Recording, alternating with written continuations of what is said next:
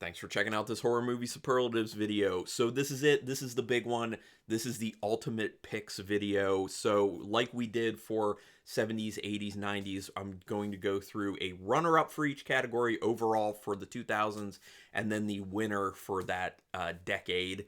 And reminder, go ahead and check out the same video done by your friendly neighborhood Uncle Pete, linked in the description, and then you can come back and vote on the community tab on my page to go ahead and say Uncle Pete won, Carlin won, who had the best picks here, or however you want to end up picking it. Maybe you just like one of us more. You can go ahead and do that too.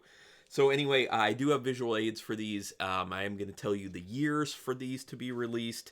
And yeah, and one thing I'm not going to do is give you a synopsis of each of the films, because if you've been watching through all of my years that I've been doing the superlatives for, I already did that in those videos, so you can go back to those. I'm just going to talk about overall why I picked them. So anyway, let's get into it. For most amazing, I am going with the runner-up being the 2002 film The Ring. Obviously, that is the American remake of the Japanese film Ringu. Very well shot. Gore Verbinski did a phenomenal job with it. It's legitimately very scary PG-13 horror film, so that's a big accomplishment. But also, it really kickstarted the love of J-horror in the United States.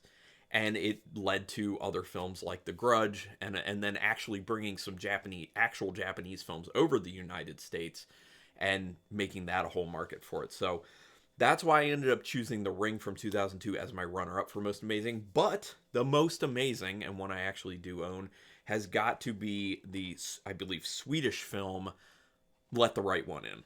This film also actually got an English remake, which I heard was actually not bad, but wasn't an improvement on this film in any way, because it's phenomenal. This is very art house in the way it feels and the way it looks. It has a phenomenal story to it. Yes, this is a lenticular cover if you can't see, but has an amazing story to it. It's very well acted. It looks gorgeous. And the story hits you so hard. This is a very interesting, different take on vampires, because there are so many vampire films out there that just aren't that great. But this film kind of hits everything. Outstanding story, great acting, looks phenomenal. Something different for a genre that's been done so many times before. So it just hits so many things, and that's why I ended up choosing Let the Right One In for the most amazing of all of the 2000s, in my opinion.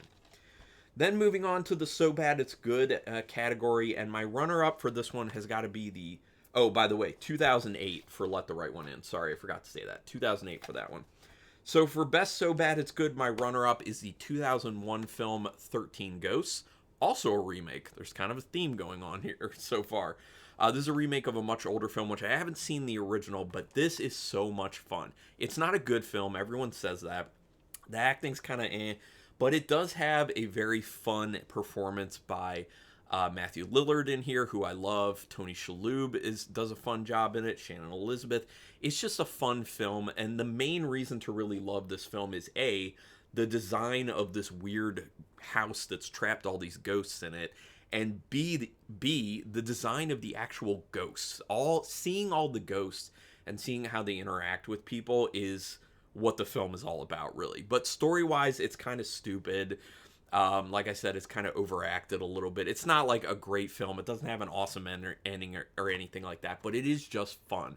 And that's why it's my runner-up from 2001, 13 Ghosts. And then my winner, I actually don't own, but maybe I should, is from 2004, Van Helsing. Now, this film, people just said it's so terrible when it originally came out. I remember when it came out in theaters. I didn't see it in theaters. I saw it afterwards, and I was just like, this is a terrible film, but I really have fun with this. I mean, Hugh Jackman gave it his all. It's one of those films that just, it throws so much at you, and it goes so hard, and it goes so over the top, and it just feels and plays out in such a ridiculous manner that you can't help but have fun. Another film that I feel like is a lot like that is League of Extraordinary Gentlemen, which is another film that I wouldn't say it's a good film, but it's very, very fun. And so I really think that Van Helsing, also, like, if you go back and watch it, like, some of the dialogue is very cringy, but in, like, a fun way. I don't know. I just think that Van Helsing for the 2000s is the ultimate so bad it's good film. And if you haven't seen it in a long time or you've never seen it, go ahead and check it out if you like so bad it's good films. So my pick for overall 2000s best so bad it's good, Van Helsing for 2004. Now let's move on to the most WTF category. And my runner-up for this one I do have. This is the 2006 film Imprint by Takashi Miike. This film is so wild. It's very interesting. Billy Drago is really good in it, and it's a very interesting, intriguing story that keeps you super engaged. But it also is very WTF for where they take things with this character. This character in particular has some really wild things happen. There's some shocking things. There's just some weird things. This is, famously was not actually shown on, I think it was Showtime, for the Masters of Horror series. They never aired it, and then eventually it's just got a physical DVD release later on because it was too controversial. It was too much. It was too WTF, basically. And so if you know Miike's films and you haven't seen this one, just go ahead and check it out. You'll know what to expect. It's very in your face and messed up and taboo and all the things. So my runner-up is Imprint from 2006. Now my winner I used to own but decided to get rid of that DVD because I don't need to own it because I'm never going to watch it again because it is so WTF, and that is the 2008 film Martyrs from France, which also got a remake at one point in the United States, and I heard it wasn't that good. But Martyrs is the ultimate WTF for the 2000s, mainly because the story is so messed up. It is so whacked out. Writer-director Pascal Laugier actually was going through depression at the time that he wrote the script, and he said that he wanted to capture the feeling of depression that he was going through. He wanted depression to be what you're seeing on the film, just horrible depression. And it is that way because it's such a bleak, messed up film, and there are just so many terrible things that happen to characters that step over the line, and it's so much of it. There's so much brutality to it that if you watch it, you're just like, there really better be a purpose to this. Overall story-wise, and there is a satisfaction at the end of it, but it's one of those movies that you truly need a palate cleanser after you're done watching it. So that's why Martyrs from 2008 is my most WTF for 2000s. Now going on to the best gore category, and I have both of these. That says something about me potentially. My runner-up is the 2003 French film High Tension. Oh, man, yeah. This one, when it comes to gore, has some of the best kills in it. I mean, it starts the film with a very well-known scene with a severed head. I'm not going to go into that because YouTube. But definitely check this out if you haven't seen it and you're a gore hound. The story isn't anything super new or anything like wild or super satisfying, but the gore is super satisfying if you're a gore hound. There's one kill in particular with copious amounts of blood. It is so intense. It is so disgusting. Having to do with a dresser drawer, like a whole dresser that is run into someone's head, and it basically takes their head off. I mean, it is so messed up. The gore, there's so much blood flowing in this film, and it's done super, super well. So that's why my runner-up for best gore is High Tension from 2003. Now, my winner for this category, best gore for all the 2000s, no big surprise here, another Takashi Miike film, Ichi the Killer. You literally have a scene in this film where someone gets bisected, their entire body gets bisected, and you see it just slowly like peel apart. It's disgusting. And that's in the beginning of the film. Then you get a bunch of other terrible, brutal things happening, much like in the Martyrs film, but even more over the top and ridiculous and heavier on the practical effects, where they're just going for blood and, pain, and it's messed up. Because the story ultimately is about sadism and masochism coming together in two different characters and finding their perfect match, in a sense, in a really messed up, terrible, violent way. But it is a very intense film as far as gore goes. There's so much of it. A lot of things that people cannot handle with this film because the gore is so much and the brutality is so much. But this is a very good film, in my opinion, and very wild and very over the top. So my pick for best gore for the 2000s, 2001's Ichi the Killer.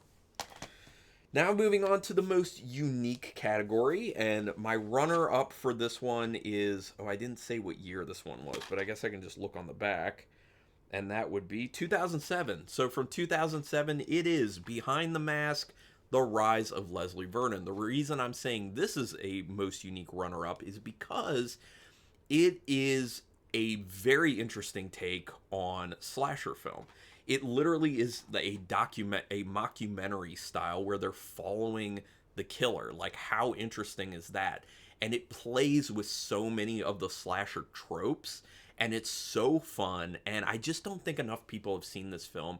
And if you are a slasher fan, this is a must. This is a must watch. There's a good amount of comedy to it. There are a lot of interesting people who end up popping up in this cameo wise. It is so good and so interesting. And for people who don't know, there were actually comic books that came out after this that continue the story, which I don't have and I have not read, but at some point I kind of think I do want to track down. But this one is great. Oh, I actually just noticed that the quote on here, "A comic gem lies behind the horror," is from the Baltimore Sun, the newspaper that is from Baltimore that I live very close to. Very odd. My parents were getting that like all my life when I was a child. But anyway, side tangent.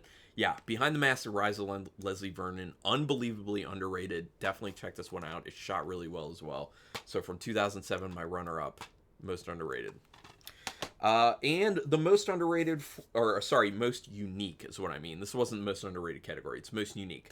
Most unique, Lake Mungo from 2008.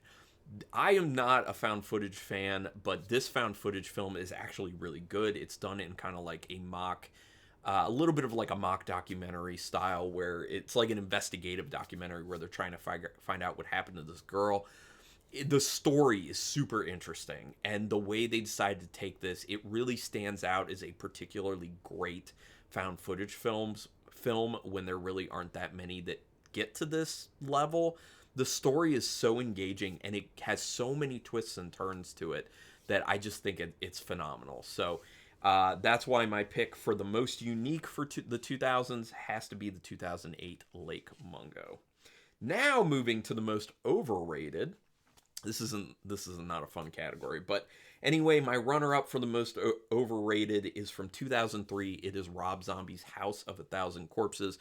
People seem to love this film. It's literally just a bunch of good horror films that were ripped off for this one. I find this film to be kind of a mess. It's very boring until maybe like the last 15 to 20 minutes, and that portion is actually cool. I wish the whole movie was just an extended version of that last like 15 to 20 minutes, but it plods along. There's nothing new here. You can tell that he's just ripping things off from better known films and better films, and it's a boring film to me. It's not great. The acting's not great. It's just, and people love it. Like, people go wild for it, and I just don't get it. So it's my runner up for the most overrated for the 2000s. And then my most overrated for the 2000s is the 2009 film The Human Centipede. This film isn't even that interesting. When you get past the initial premise of how people are sewn together into this human centipede, it's actually a really terrible film in my opinion. The dialogue's really bad, the story's very poorly written, the acting is annoying in a lot of instances, and it's just one of those films that's just, the only reason it's popular is because of the premise and because of all of the press that it ended up getting before it came out. That made it popular. Granted, there were two movies that came after it that were significantly better, but this first one I just think is not very good. I know there are people who really liked it, but it's my most overrated, obviously, for the entire 2000s, Human Centipede from 2009. Now going to my favorite category to finish this off, and that is the most underrated. So it was really hard for me to pick which one of these should be the runner-up and which one of these should be the winner, but ultimately I had to do it, and this is where I settled. My runner-up for the most underrated is the 2009 film Jennifer's Body. This film obviously was very before its time. It was before the Me Too movement, and it was this very interesting take on women's place in society and feeling like men are controlling them and controlling their bodies, and all through the guise of a Megan Fox character who ends up becoming taken over by a demon and just goes on a bloody warpath, which is a lot of fun, while her friend, Needy, aptly named, is trying to kind of stop this whole situation. But it's not just that it's the theme of the film and the subtext, but it's also just the gore is a lot of fun. There's good humor to the movie. It's very well acted, and it's just a fun premise.